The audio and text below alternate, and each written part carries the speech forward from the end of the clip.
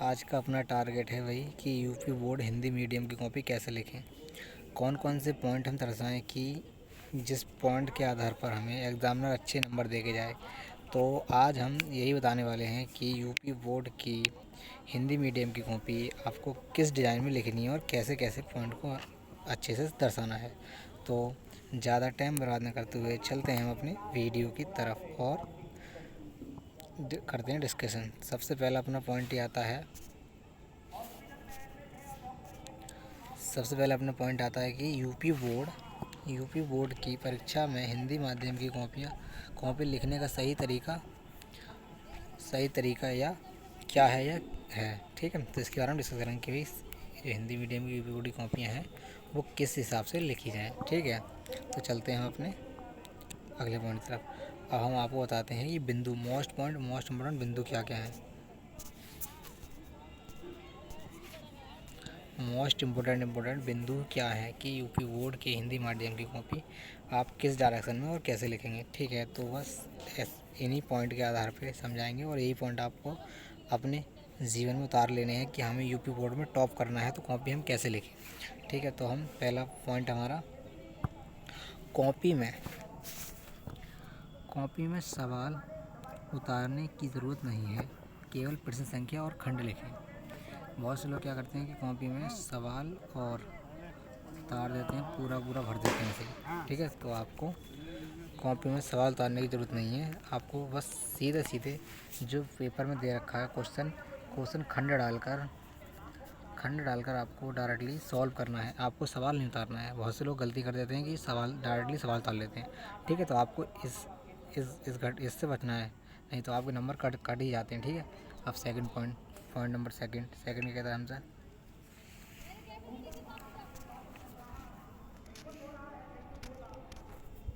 Point second, लंबे उत्तर वाले सवालों के लिए बिंदुवार यानी कि फ्लाइट्स वाइज और सब हेडिंग का इस्तेमाल करें। जब भी आप बोर्ड में एग्ज़ाम देने जाएं तो लंबे जो क्वेश्चन होते हैं उनको डॉट लाइन करें। डॉट लाइन करने के लिए आप पेंसिल या डॉट पेन का भी इस्तेमाल कर सकते हैं। ठीक है, थर्ड पॉइंट है उत्तर लिखते समय शब्द सीमा का ध्यान रखें।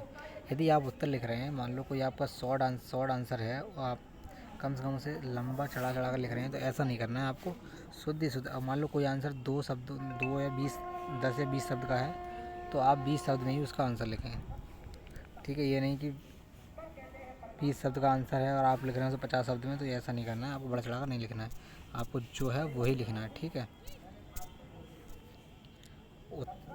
उत्तर लिखते समय शब्द सीमा का ध्यान रखें। ज़्यादा शब्द लिखने से अच्छे नंबर नहीं मिलेंगे, क्योंकि ज़्यादा शब्द आप लिखोगे तो उससे क्या हो, अच्छा प्रदर्शन नहीं बढ़ता है, क्योंकि वो एग्जामिनर पर इफेक्ट डालता है कि बच्चे ने किस हिसाब से कॉपी लिखी है।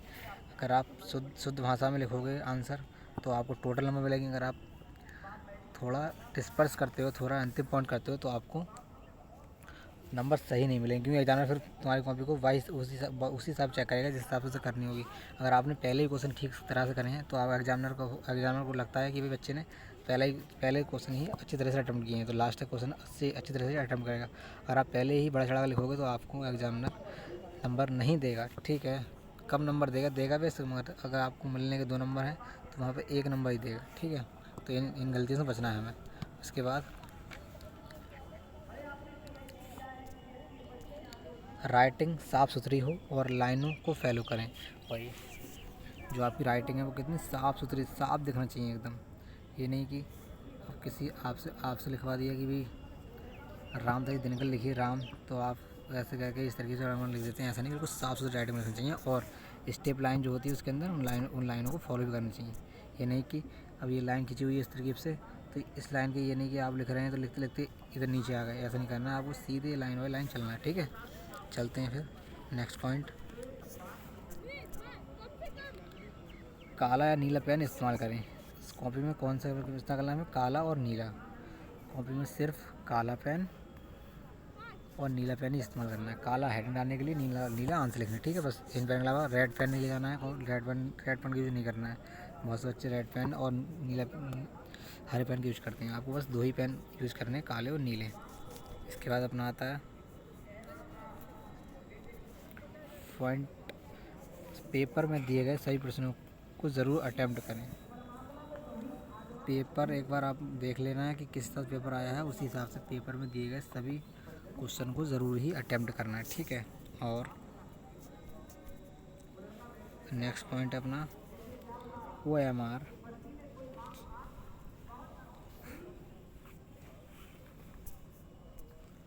OMR सीट पर उत्तर देने हो तो ध्यान से भरें। यदि आप OMR शीट फिल कर रहे हैं तो उसे ध्यानपूर्वक ही भरें, क्योंकि ऐसा होता है बाजू पता कि आंसर तो होता है आपका ए ऑप्शन राइट, लेकिन गलती से भर जाता है B ऑप्शन। तो ऐसी गलतियों से आपको बचना है, क्योंकि जल्दीबाजी में ऐसा ना हो कि आपका आता हुआ क्वेश्चन भी गलत हो जाए। तो ऐसे ही हमें इनसे भी बचना है, ठीक है। अब परीक्षा से जुड़ी कुछ महत्वपूर्ण टिप्स क्या क्या है भाई, परीक्षा से जुड़ी कुछ महत्वपूर्ण टिप्स हैं, टिप्स के बारे में बताएंगे आज। टिप्स क्या होगी अपनी, पेपर मिलने के बाद आप जब ऐसे आप एग्ज़ाम सेंटर पर एंट्री लेते हैं तो उसके 10 या 15 मिनट जस्ट बाद आपको पेपर और कॉपी मिल जाती है। पूरा पेपर एक बार ध्यान से पढ़ लें। जैसे ही आपको पेपर मिलता है तो आप उस पेपर को एक बार पूरे पेपर की तरफ नज़र मार लें, मतलब नज़र टिका लें, जिससे कि आपको पेपर समझ में आ जाए, ठीक है। और बोर्ड की ओर से दिए गए निर्देशांकों का पालन करें, और बोर्ड की ओर से जो पेपर में निर्देशांक दिए जाते हैं उन निर्देशांकों का क्या करना है, पालन करना है आपको, ठीक है। अब प्रश्न सभी प्रश्नों को उनके महत्व के हिसाब से प्राथमिकता दें। यदि कोई क्वेश्चन 1 नंबर का है तो उसे एक के हिसाब से ड्राइव करें, कोई क्वेश्चन 6 नंबर का है उसे 6 के हिसाब ड्राइव करें, ठीक है। यानी कि कोई आपसे पूछा 1 नंबर में गया, लेकिन आप 6 नंबर का लिख रहे हो उस क्वेश्चन में, और जो आपसे एक पूछेगा 6 नंबर का वो लिख रहा है आप 1 नंबर में, एक नंबर के हिसाब से। तो ऐसे में आपको नंबर काटे जाएंगे, ठीक है। फिर इसके बाद दिए गए विकल्प में दिए गए प्रश्नों को कोई एक प्रश्न चुनने की समझदारी दिखाएं।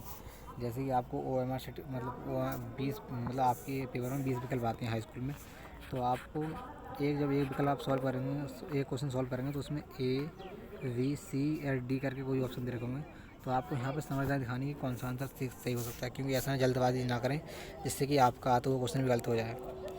तो मैं आशा करता हूँ कि आपको ये वीडियो अच्छी लगी होगी। वीडियो आपको अच्छी लगी है चैनल सब्सक्राइब, वीडियो को लाइक ज़रूर कर लें। धन्यवाद वॉचिंग दिस वीडियो।